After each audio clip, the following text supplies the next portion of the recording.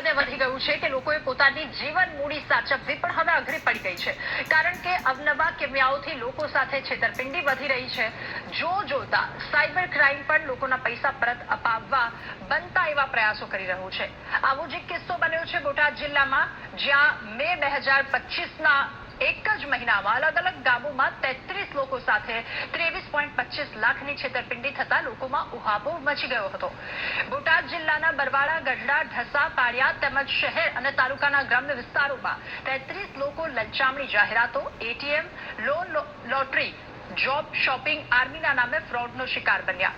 ભોગ બનનાર લોકોએ બોટાદ સાયબર ક્રાઇમનો સંપર્ક કર્યો હતો અને સાયબર પોલીસે તમામ 33 લોકોની ફરિયાદ લઈ તપાસ શરૂ કરી હતી. ફરિયાદ કરી હતી મારા નાના ભાઈની હિતેશ સોલંકીની, જે નિમિત્તે આજે મને પૈસા મળી ગયા છે મારા ભાઈના એકાઉન્ટમાં 1,61,000. તો આજ રોજ અમને બોટાદ સાયબર ક્રાઇમની ઓફિસે બોલાવેલા કે ભાઈ તમને પૈસા મળી ગયા, એની